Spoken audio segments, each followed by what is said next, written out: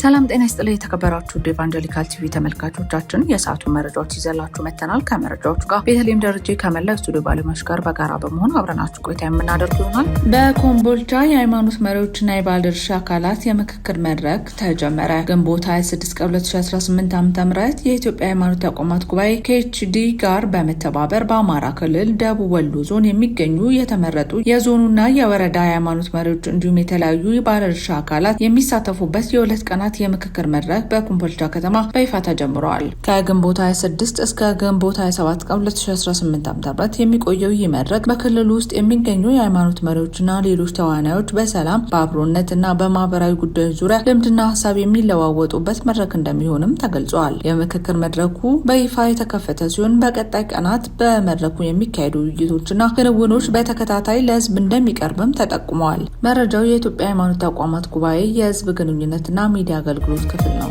የመሰረተ ክርስቶስ ቤተክርስቲያን ዋና ቢሮ የ2019 ባጀት ዓመት ረቂቅ እቅድ ቀረበ። የመሰረተ ክርስቶስ ቤተክርስቲያን ዋና ቢሮ መሪዎች የ2019 ባጀት ዓመት ረቂቅ እቅዳቸውን አቅርበው አስተያየትና ውይይት አካሂዶባቸዋል። በእቅዱ ውይይት የቤተክርስቲያኒቱ ፕሬዝዳንት መጋቢ ደሳለኝ አበበ የተገኙ ሲሆን በቀረበው እቅድ መደሰታቸውን በመግለጽ እቅዶቹ በተሰጡት አስተያየቶች መሰረት እንዲስተካከሉ አቅጣጫ ከማስቀመጥ በተጨማሪ የመምሪያ ዳይሬክተሮችና በስራቸው የሚገኙ ቢሮዎች እያሳዩ ስላለው ትጋት አመስግነዋል። የ2019 ባጀት ዓመት እቅድ በተለይ ዓመቱን ሙሉ ከሚከበረው ከመሰረተ ክርስቶስ ቤተክርስቲያን 75ኛ ዓመት ጋር በተገናኘ እስካሁን ቤተክርስቲያኒቷ የመጣችበትን አሁን ያለችበትና ወደፊት ሊከናወኑ ያባቸውን የትኩረት አቅጣጫዎች የሚያካትት ሲሆን ረቂቅ ባጀቱ ለአስተዳደር መሪዎች ጉባኤ ቀርቦ በጠቅላላ ጉባኤ ከጸደቀ በኋላ ተግባራዊ እንደሚደረግ ተገልጿል። የተከበራችሁ ኢቫንጀሊካል ቲቪ ተመልካቾቻችን ለዛሬ ያዝንላችሁ መረጃዎች እነዚህን ይመስል ነበር። ከመረጃዎቹ ጋር ቤተልሔም ደረጀ ከመላው ስቱዲዮ ባለሙያዎች ጋር በጋራ በመሆን አብሬያችሁ ቆይታ አደረግኩኝ። መረጃዎቹን ያዘጋጀሁላችሁ ቤተልሔም ደረጀ ነበርኩ። ከቀሪ ኢቫንጀሊካል ቴሌቪዥን ፕሮግራሞች ጋር